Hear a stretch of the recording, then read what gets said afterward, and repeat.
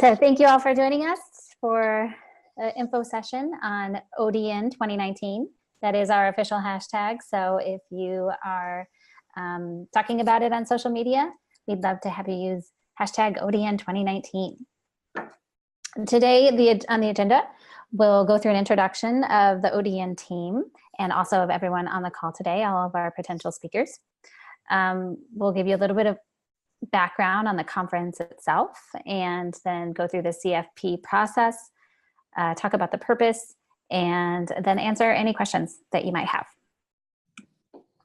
So first off, ODN team introductions. I'm Kristy Lapidus. I am the conference chair. I'm the founder and principal of Corvo Consulting Group, which is a business and technology management consulting firm. And I'm also a current student in the Pepperdine MSOD program. And cool. Which campus? So it is 50% online and 50% on site. And none of our classes have actually been on campus. We had two in Monterey, two on-site sessions in Monterey that are like 10 days long. And then we had, the rest of them are global consulting engagements. So we've gone to, DC, France, Costa Rica, and then our last trip is coming up here in May to China. Thank you. Yeah, thanks for asking. I'm really happy to be here with you all today and to introduce Dr. Rachel Norell, who is our education and content lead. Thank you. And I'm very excited. I just joined recently as the education and content lead, and I'm very excited to be a part of this program. I am an assistant professor at Benedictine University. I actually just joined as faculty recently. I've been there about 1.5 years now. And I still do part-time consulting in IT and software. Before doing that, I spent 20 years in the software industry, working in a variety of roles, mainly in the business intelligence space, which is where my interest in agility started.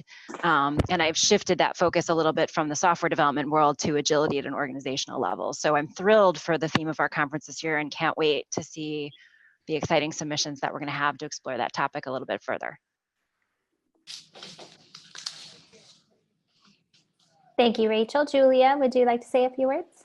Sure. Yeah, I'm here as representative from our professional development department, and I'll just be talking really briefly about the CFP process later on in this session.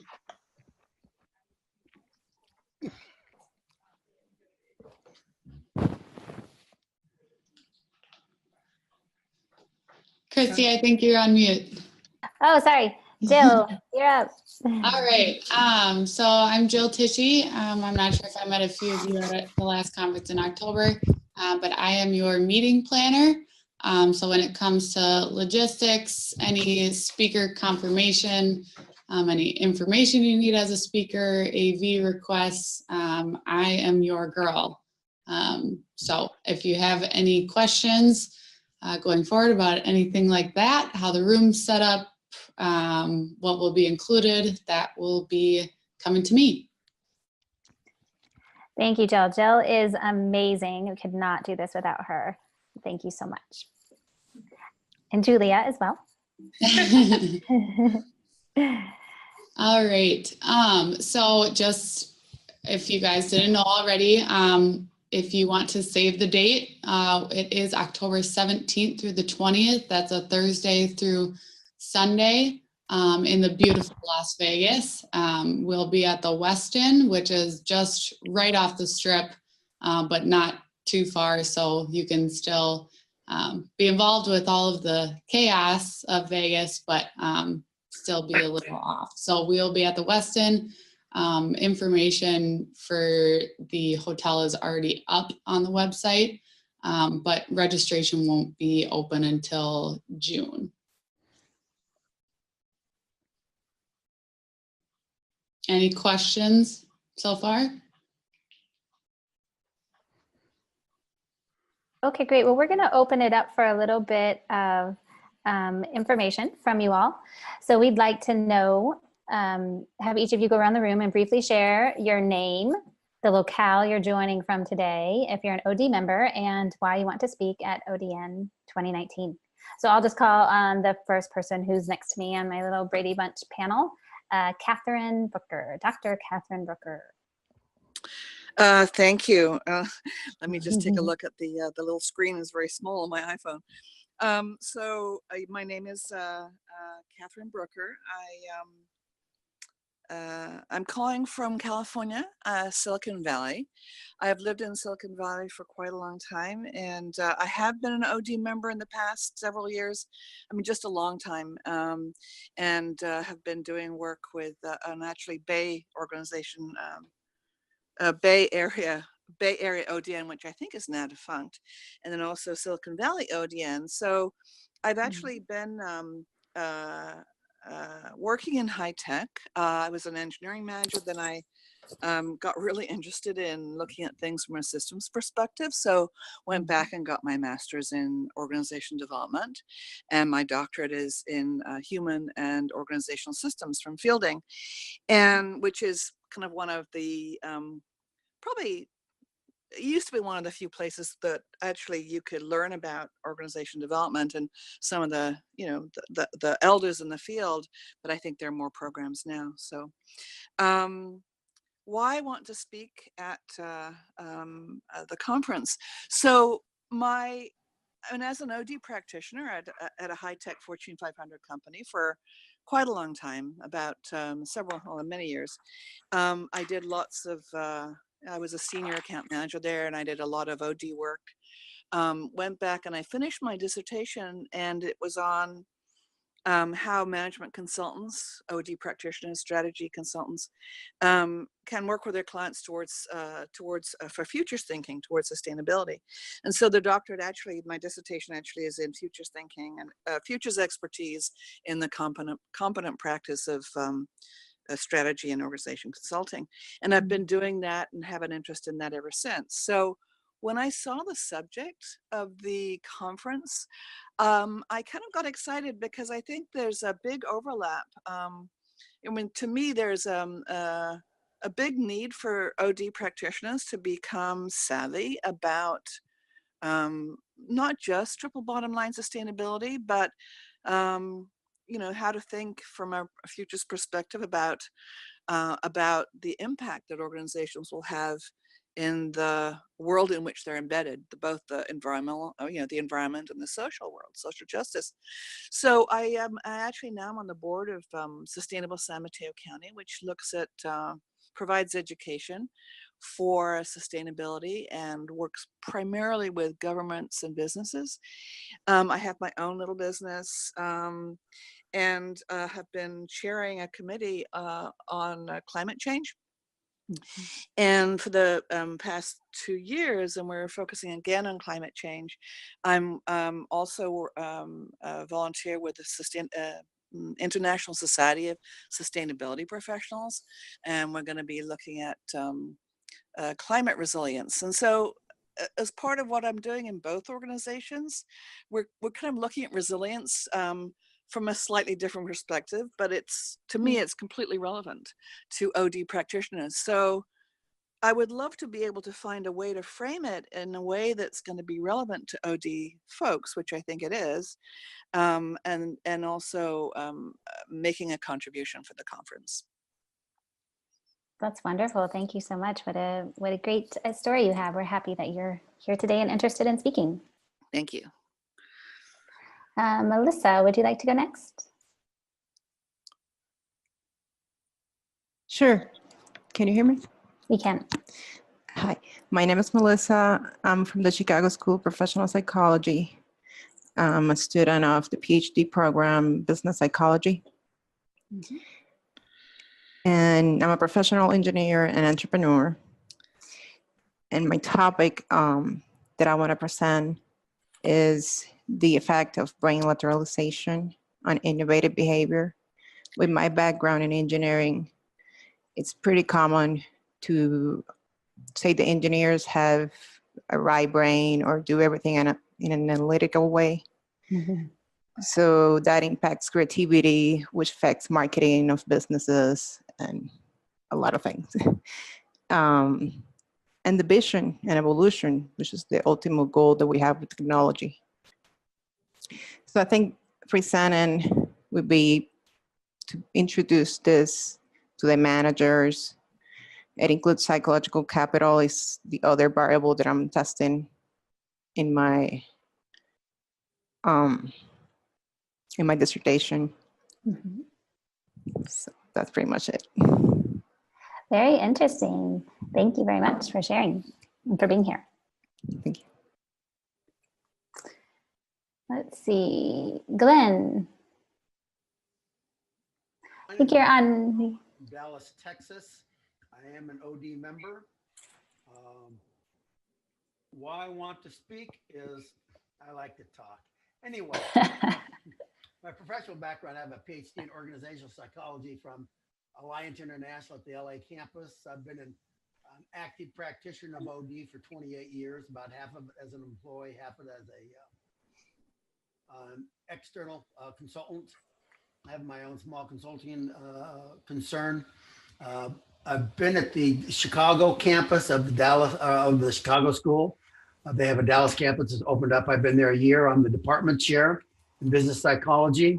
And before that, I spent 7 years at Parkland Hospital, which is a public safety net hospital here in Dallas County. And so that's a little bit of background.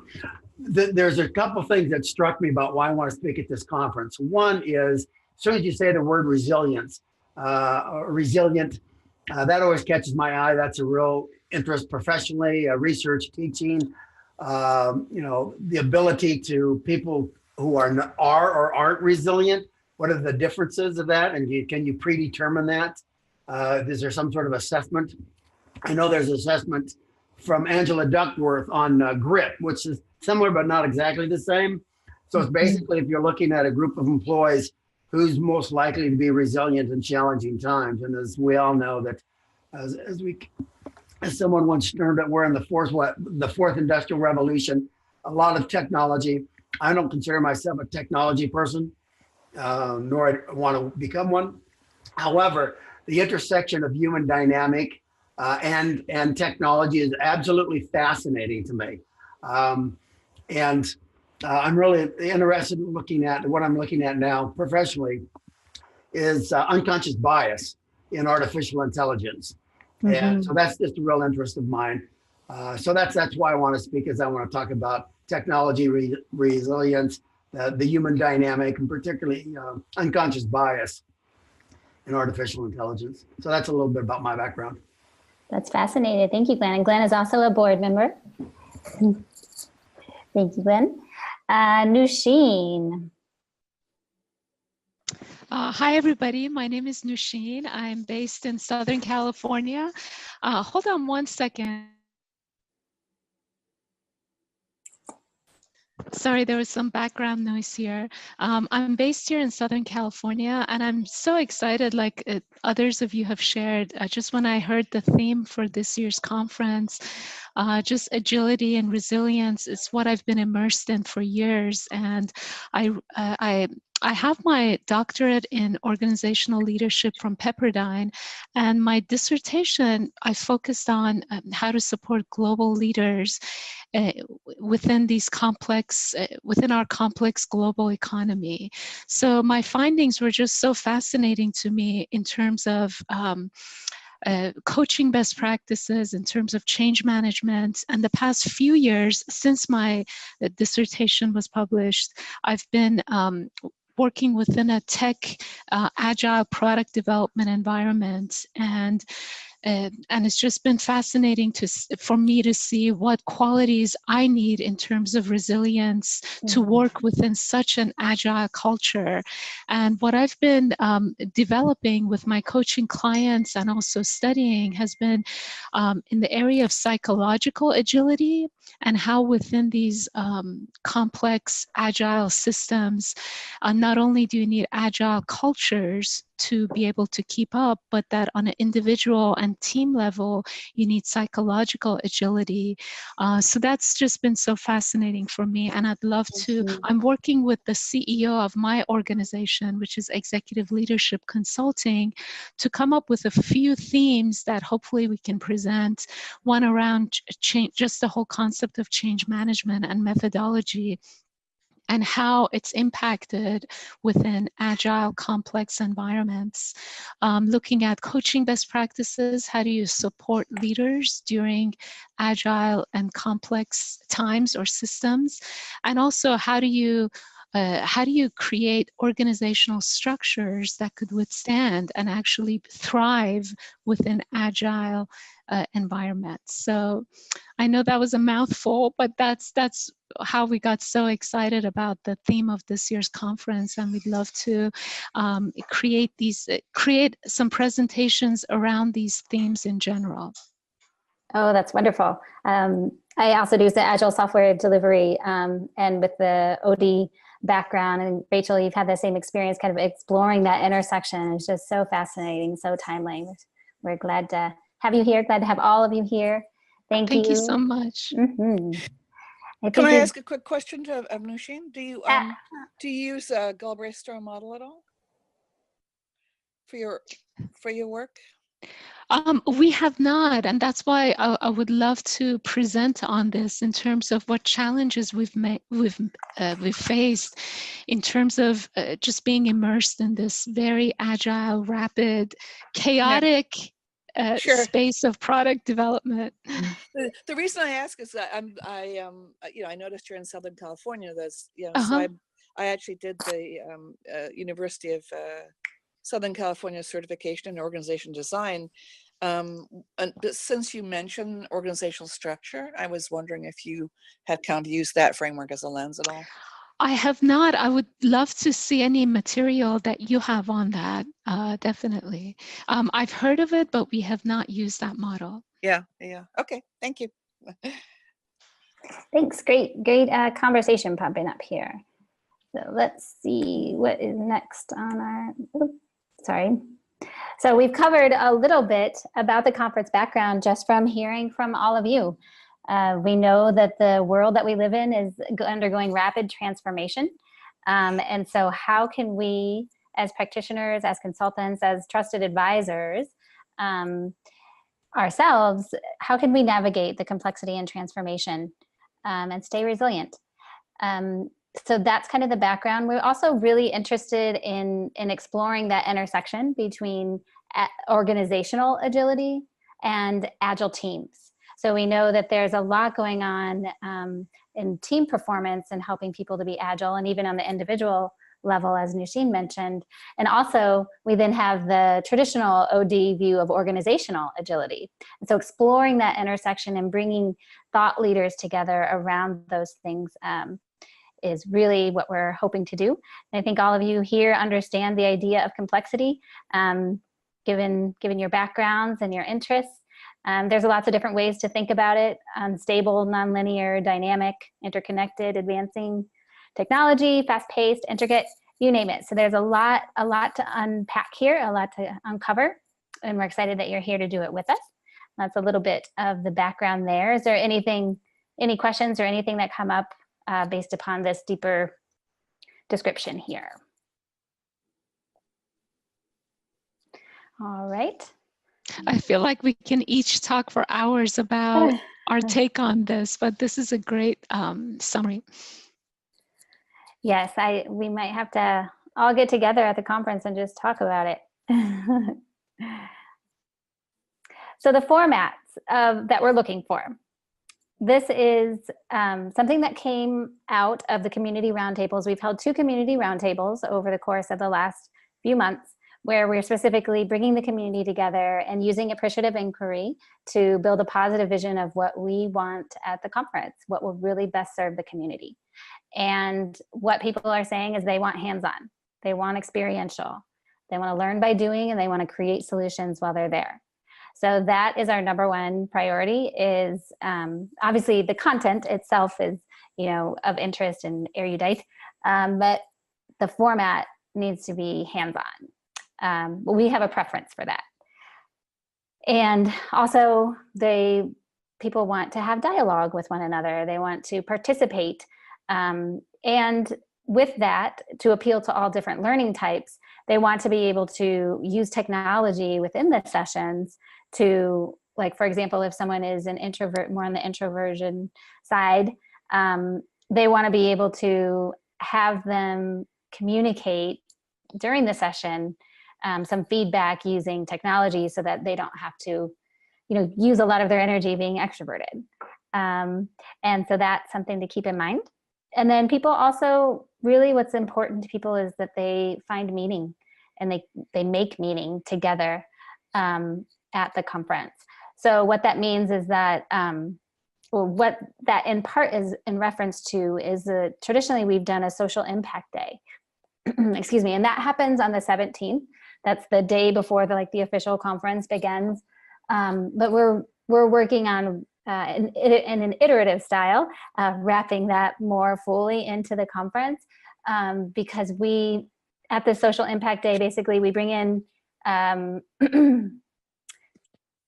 nonprofits, and then we help them to overcome challenges or provide recommendations with some type of challenge that they're facing. And it's sort of done in a flash consulting style, very agile, and people just love it. They love being able to give back to the community. And so as we're looking at wrapping that into the rest of the conference, it would really be great as in speakers, if you can think about that, is there anything that you can do within your session to inspire people to create meaning and to make meaning together, and to help the world together? I think as OD practitioners, that's something we're interested in doing. Any questions on this?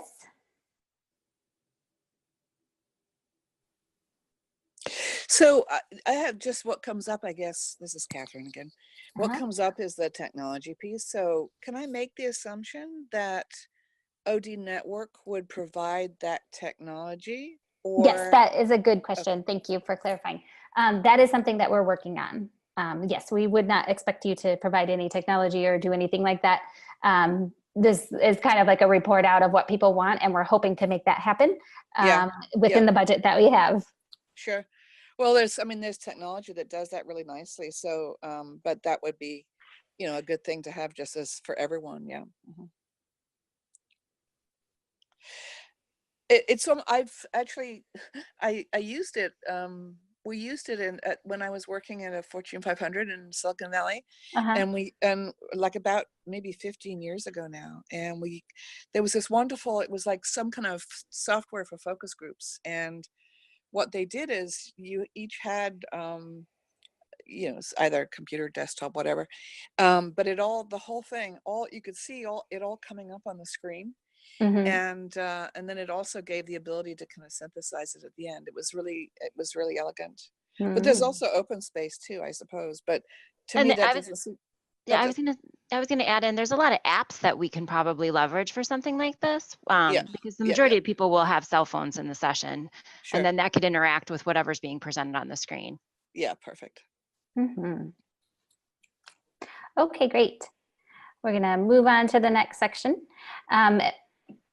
So Rachel's going to explain in a little bit here more of the details of what the conference process looks like. And before we get into that, I just wondered if any of you have spoken at ODN previously. And if so, what did you like about the process or the engagement, and what should we keep doing in the appreciative style?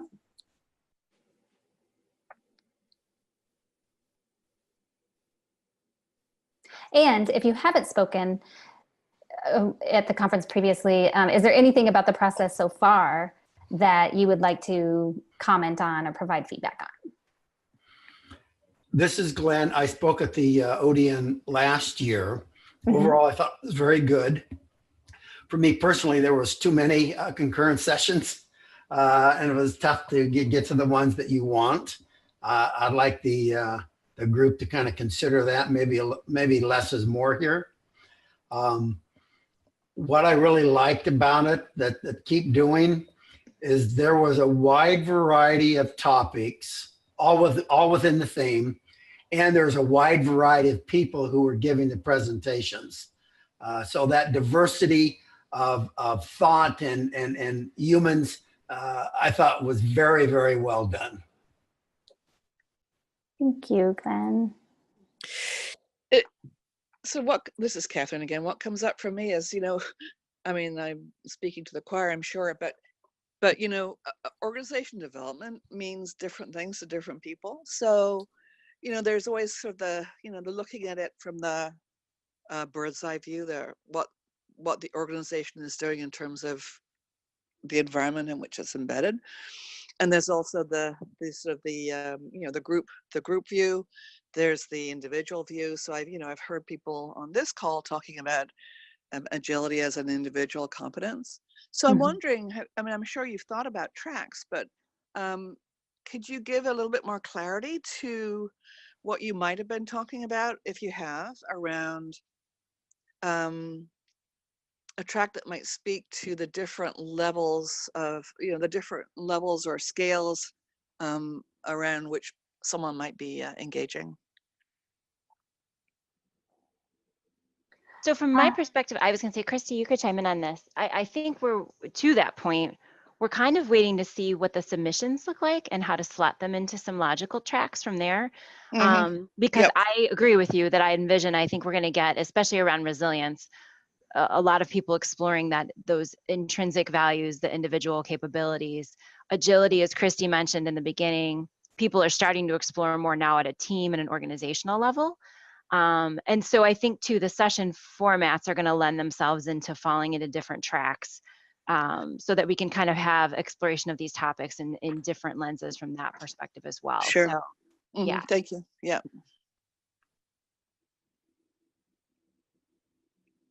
I agree. Well said.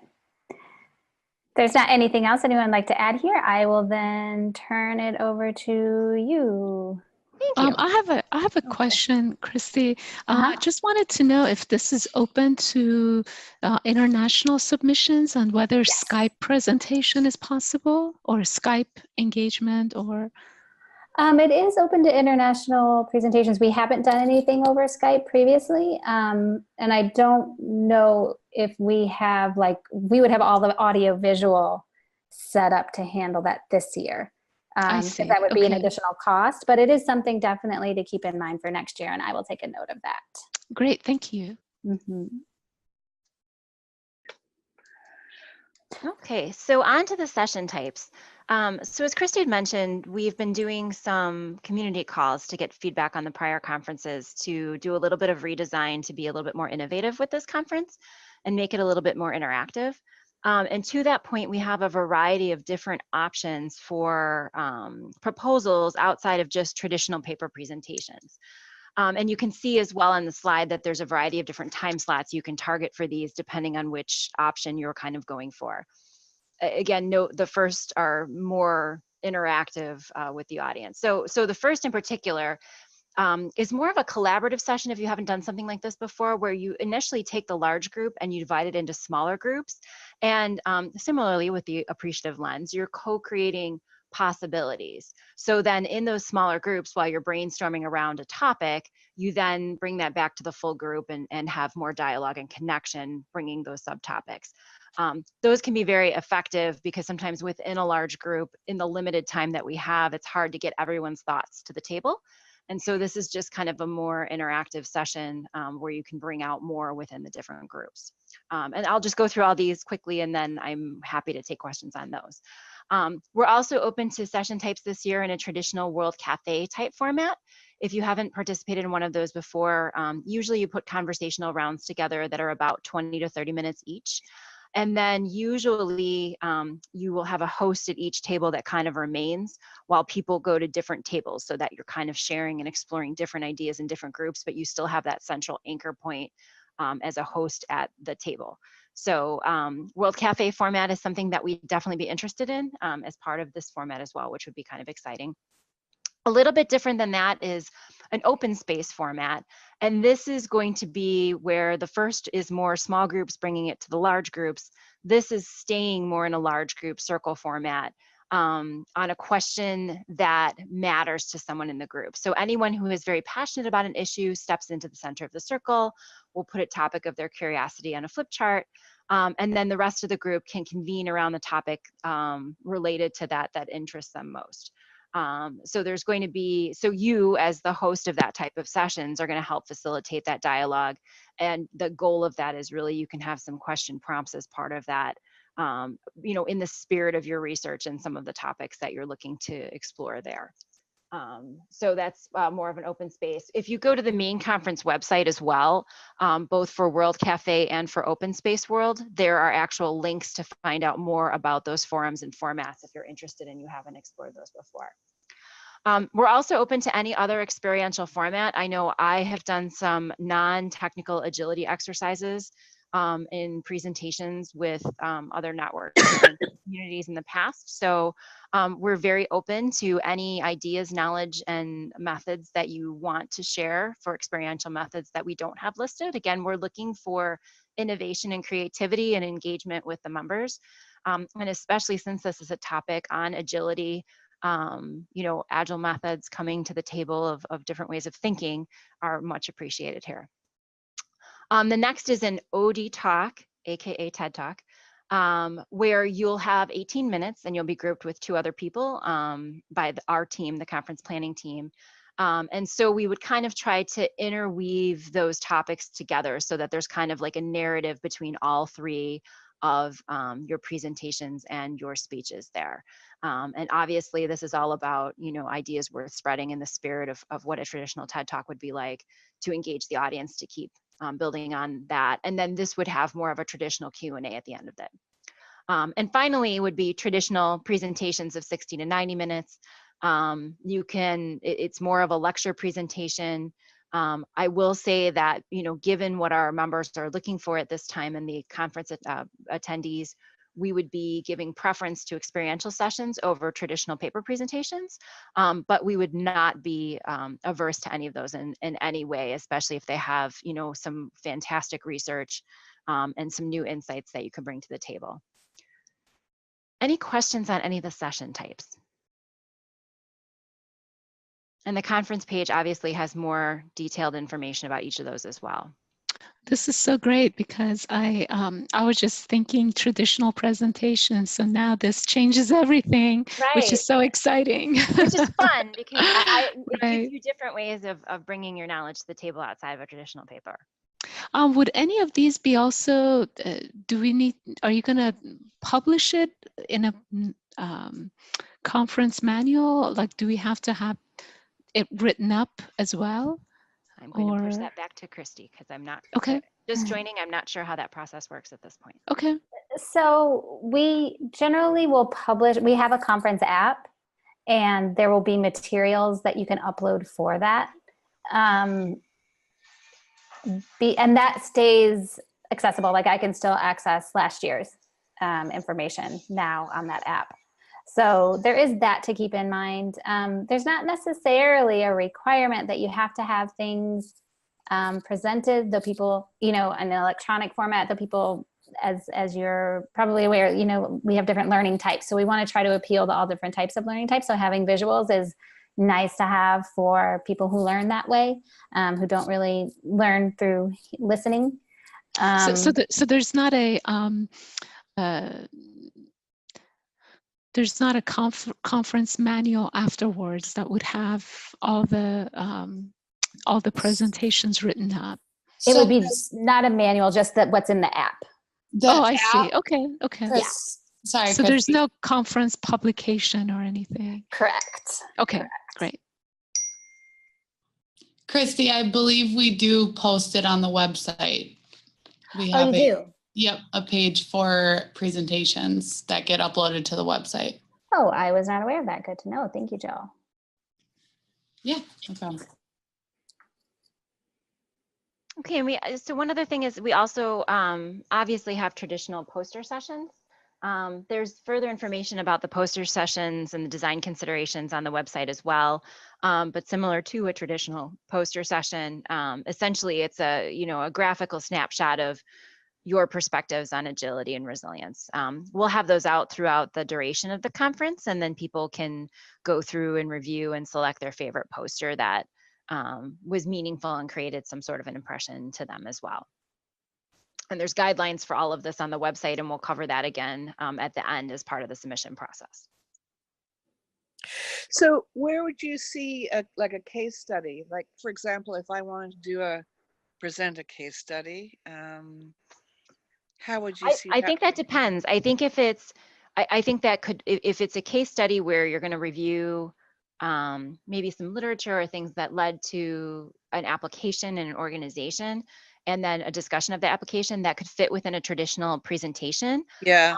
On the other side of that, if you have a case study where it would involve some sort of interaction with the audience in having them, maybe provide some of their perspectives on how they would have addressed that case or the application or things like that, that could be another experiential format, kind of like a classroom case study.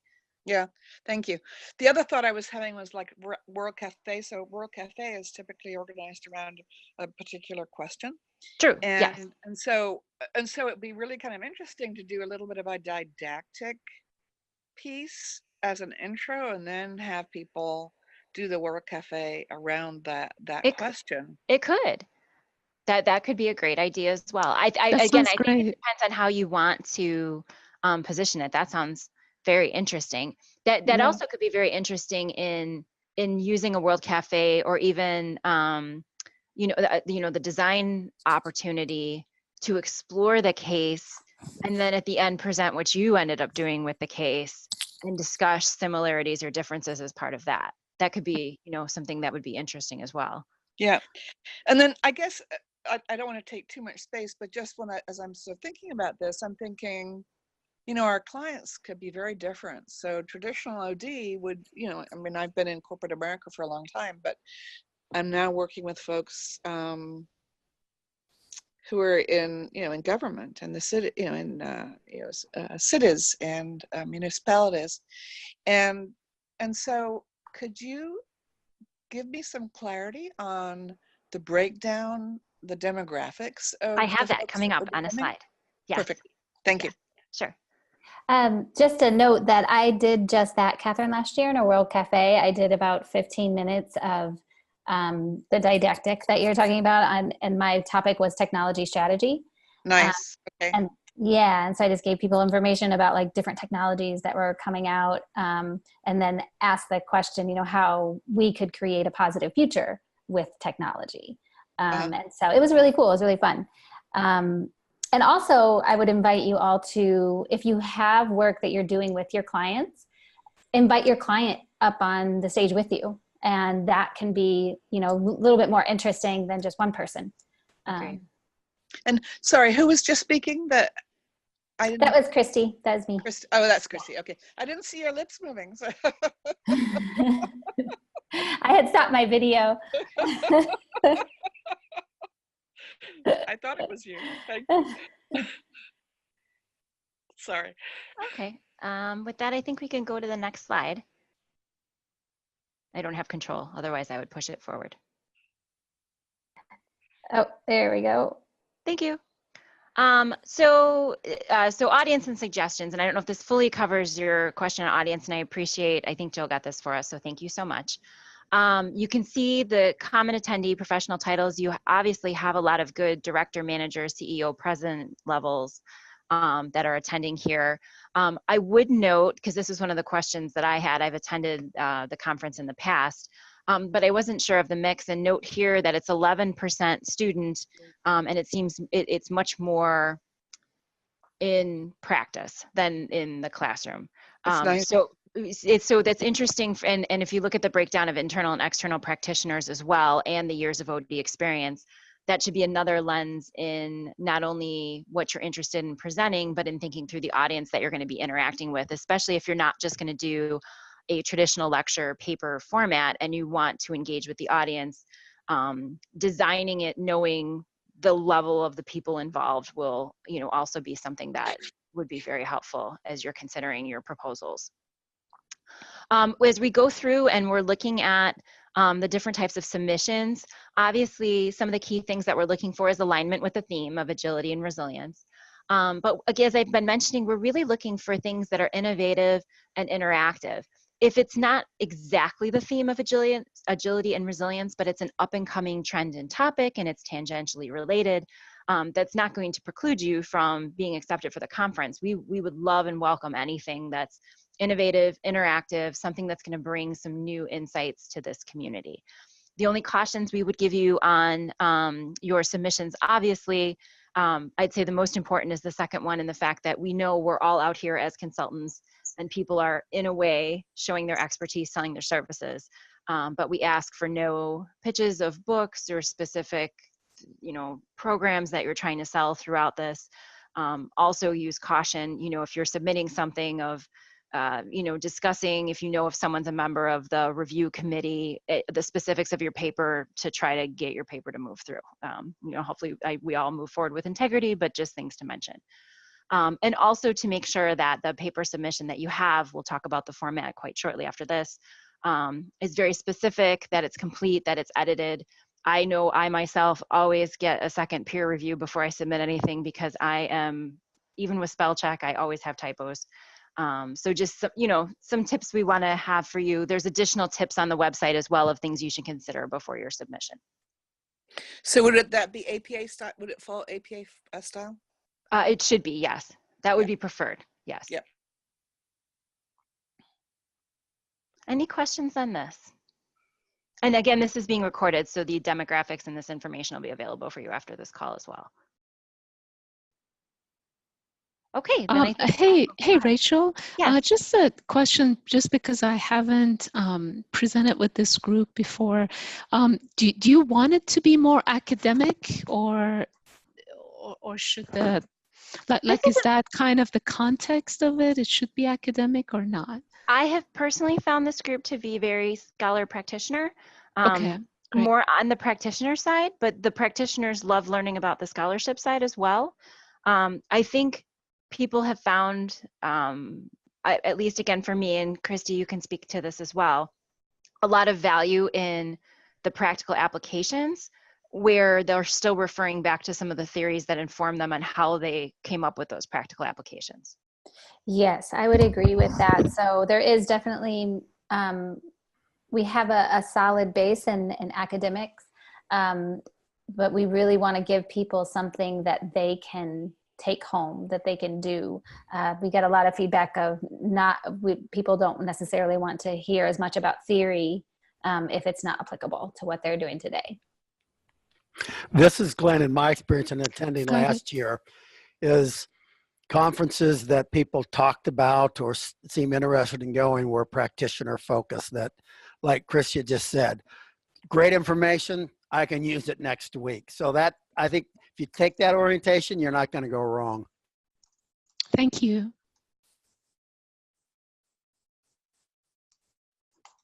Okay, so I think I have one more, and then we're going to turn it over for some specific proposal information. Just from a process standpoint, obviously we're having the information session today. If you have questions between now and the information session or in the proposal due dates, please don't hesitate to reach out. We're happy to answer any questions. Proposals are due April 22nd. We're kind of committed to stick with that date to make sure that we have a lot of good quality proposals in that timeline and that we have plenty of time for reviews. In coming new into this role, I've learned that we have a significant amount of submissions through this process, and we want to make sure we give everyone their due diligence in being able to fully and comprehensively review all of their submissions. Our review team will be taking a look at those submissions. Then once they come in April, we have to kind of slot them to people and make sure they get their assignments. From May through early June, so for about a month, myself and the lead team is going to then review all the scoring. Again, it's a double-blind process. And so we'll be looking at the two reviewers and how those scores mesh or don't mesh. And going through our review process of that. And then decision notifications will come out late June, early July. The program should be available where we start slotting people in the different tracks shortly after that. I'll be working with Kristy on the timelines for when that'll happen so that we can make sure you have plenty of time to plan your travels and all of those types of things. And then obviously the conference is in October. Questions on the timeline for the process? Okay, then I know we only have 15 minutes left, so I want to make sure to turn it over for some specifics about the actual submissions. All right, great. So this is Julia. I'm going to talk just really briefly about what's involved in the CFP form, and then talk a little bit about the learning objectives. So here's some of the information that we'll be asking all of our potential presenters to submit. First, a session title and an abstract about your presentation. As I said, we'll talk a little bit about learning objectives and the format that we're looking for that. We'll be looking for speaker bios, as well as any co-presenter or facilitator contact information. So I know that sometimes one presenter fills out the form, but you will want to have that information available as you're completing the CFP. We'll be looking at those topic categories and how it relates to the conference theme that was discussed by Kristy earlier on in this call. We'll be looking for that target audience, the different levels, whether they're beginners or more advanced.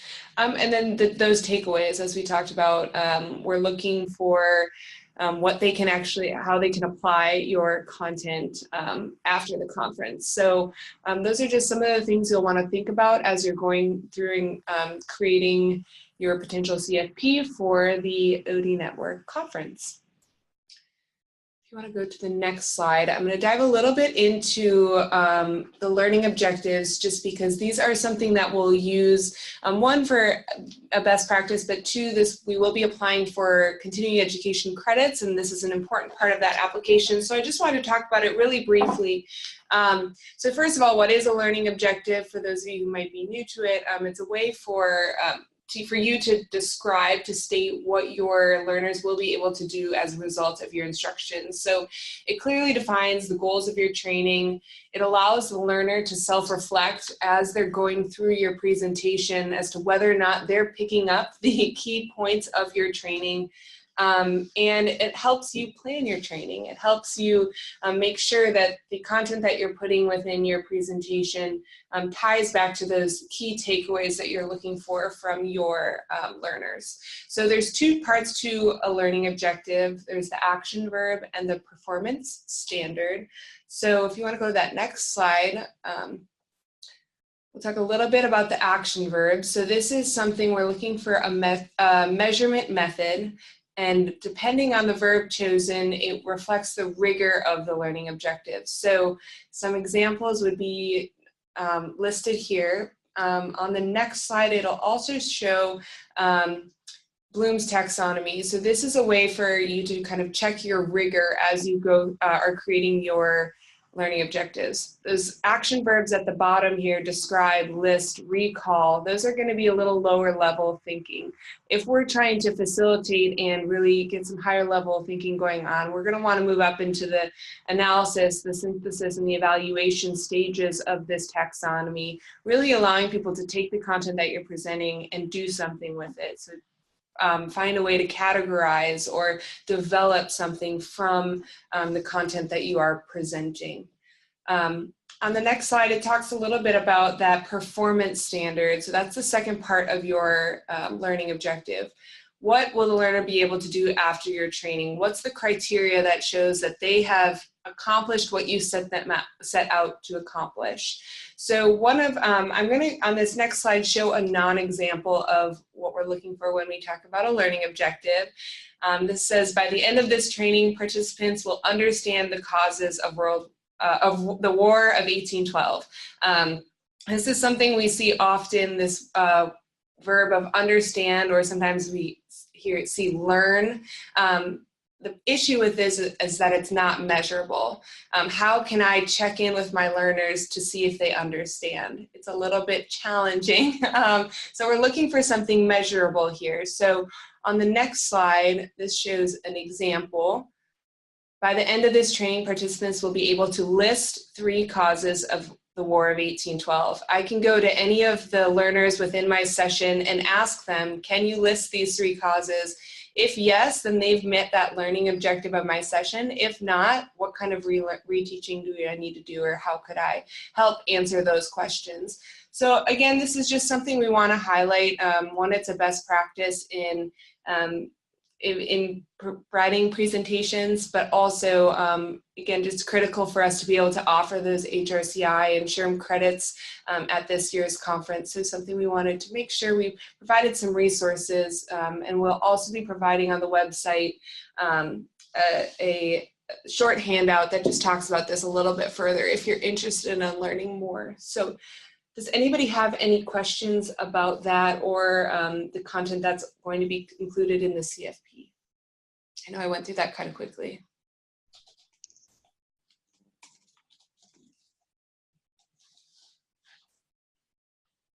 Okay, great. Is that our final slide? I think there's one more. I have one more on the application. I'm Yeah. sorry. I have a quick question about that. I enjoyed listening to what you were talking about. And in terms of measuring it, is there going to be an evaluation form that someone fills in, or feedback for each session, or is that just really more for the CEUs, or is that for both? Yeah, so that's a great question. And really kind of depends on how the committee wants to set up their evaluation, whether or not it's done as an overall conference evaluation or by sessions. I know often when we do create a session evaluation, we take those learning objectives and plug them right in. And so that allows the learner to say whether or not they feel like they were able to accomplish what the training, what the session was put out to, or what the goals of the training were. So I would have to refer back to the committee on that as to how that will be structured for this session, or for, I'm sorry, the individual breakout sessions. But I think it would be something positive to include good feedback for the presenters as well, and for OD Network to start to get that data and make sure that the things that we're promoting are being learned and understood by Sure. And then so the next question would be, is it appropriate for the presenter themselves to be handing something out at the end of the session, or would that not be considered appropriate? I'm going to turn that over to Kristy and Rachel. I'm not sure how you guys like to respond. I think it would. What types of things are you thinking of handing out again? Sorry. Well, I'm just really, my brain is just going along the lines of sort of the learning objectives, and I think it is often really hard to identify what the impact is of, some kind of, speaking, some kind of talk or training. So I like that you guys are providing some guidelines around this. So really, I was going more along, if you haven't determined what you're going to do yet, would you want us to be thinking about something, or would it just be coming out of the learning objectives? Maybe what I'm doing is, maybe I'm just sort of overthinking it, but I'm thinking, just if one of us were to be presenting, it might be useful to get some very specific feedback. And I think, as I recall from last year's or the past conferences, and Kristy, we could talk about this too, there's always an evaluation for each session. Okay. And we could just structure that to make sure there's a question in there as to whether or not people felt it met the learning objectives laid out, in addition to all the other feedback they might want to give you. Because you'll get more feedback in your session than you will about other than your session was accepted. You're not going to get a ton of feedback at that time. Sure. This will be where you get the majority of your feedback. Sure. So there would actually be, there is an end of the session evaluation, but also I'm thinking if there's sort of if there's an experiential component to it, depending on how, one of us or more of us design it, then the feedback actually would be coming through the, that app. And I'm assuming would have access, would have access to that as well. Yep. Thank you. Yeah, and one thing just to note on that is, like, if you were to speak and after your session, just as a note to make sure, like, any attendees in that session have downloaded the app so that they're able to give that feedback too, just as a note. Sure. Mm-hmm. Okay, one more quick slide on the the submission process. I have some presentations on the brain now that we're talking about that. This is the site. It's right off of the OD Network page. If you go to the conference tab on the top, it has the section for call for proposals, where you have all the information about how to submit. You have to submit through the appropriate online form. And on the right-hand side of the navigation, there's an instruction section. Anything you see here that is in like the reddish color is a hyperlink that gets you into another section. On the bottom is where, and if I have the little arrow, is where you can click on a list of comprehensive questions that give you the guideline for your proposal before submitting it, similar to what was just presented on what needs to be included. So if you click on any of those, it's going to open up a document that's just going to make sure that it has all the bullets in there of listing things that you want to make sure you submit. as part of your proposal. And again, if you have questions between now and then, all of us are more than happy to help you make it through that process successfully. And Kristy, we have midnight by April 22nd. Is the submission system set up for a certain time zone?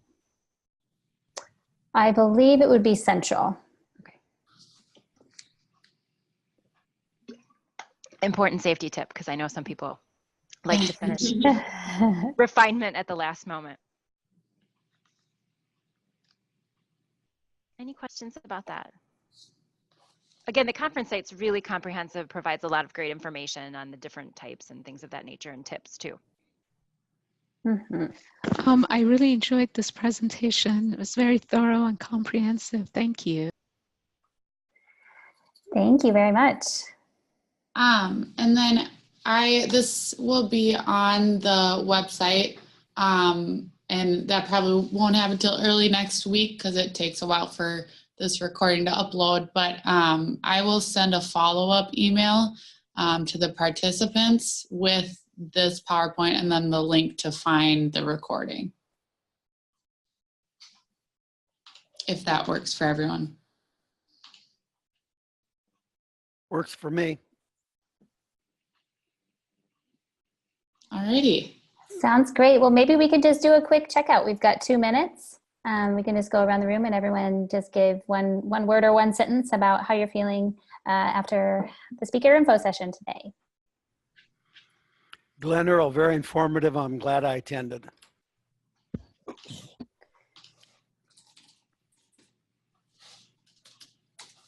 Kristy Lapidus.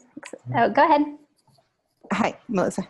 My topic is not related to the team, but my question is the conference open to anyone, not just members of OD? Absolutely. Okay, because maybe next year I can go to the conference and then maybe next year I can contribute to the thing.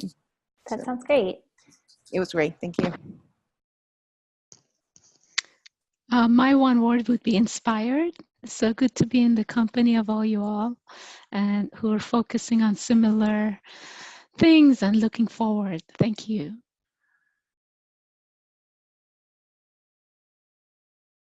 I would say, Kristy, I would say ignited. It's just really cool to hear the topics that you're considering speaking on and to feel your energy. So thank you all. I still maintain I'm excited, and now even more so, I can't wait to read all of these proposals. Yeah, this is just a wonderful call, so detailed and thought through, so appreciate it. Yeah, my word would be appreciative for all of you guys that participated. I do have one question. Is it okay if I ask that now, or would Sure. Yeah. So I think part of my worry is, I think the folks in the OD world that are interested in sustainability is still pretty small, although I think it's growing.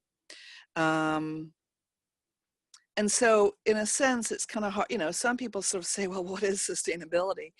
And then there are some practitioners who are working in organizations that are very much immersed in sustainability as a core business strategy, which I believe it should be.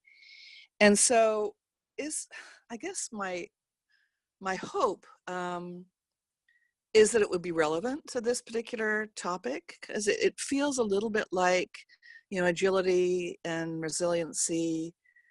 They can very much be interpreted at an individual and intra-organizational level. So I would tag on to that, because I think when you were speaking about it earlier, you had mentioned specifically resiliency. So I definitely think that that's an appropriate topic to fit within this conference. Frankly, a lot of the work, there was some work between Chris Worley and Stu Mormon. Absolutely. On the triple, yes. Right. Yes. So I think it's perfectly appropriate for this conference. Absolutely. I track Sue. Well, it's actually mostly Sue, I think. But yeah, I'm very much so tracking what she's written, and she was very much a part of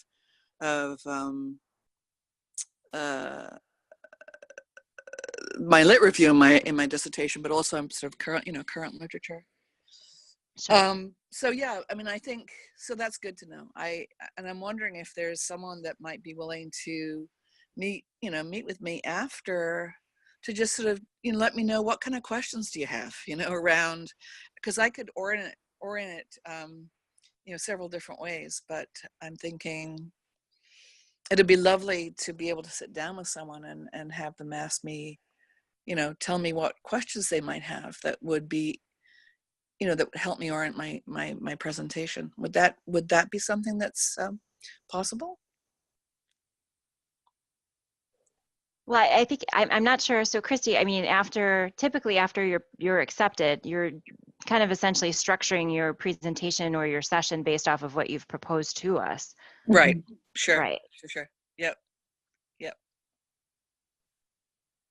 Yeah, I think it would be, for me, yeah, that makes sense. Mm-hmm.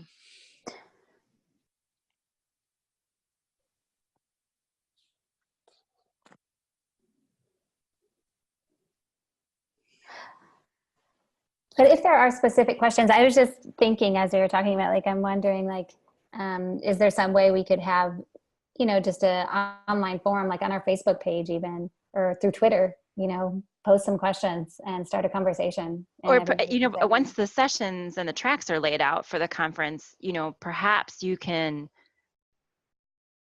that dialogue could happen where if you're interested in attending such and such session and you have questions you want to ask ahead of time, to your point, that can maybe come out through Facebook or something of that nature once the program's out there, because they'll know the descriptions, at least for the session types. Well, that sounds like that would be directed at the attendees, which I absolutely agree. We want to build momentum before the conference. I thought I heard Catherine. Catherine, are you asking us if we would be the ones asking you questions?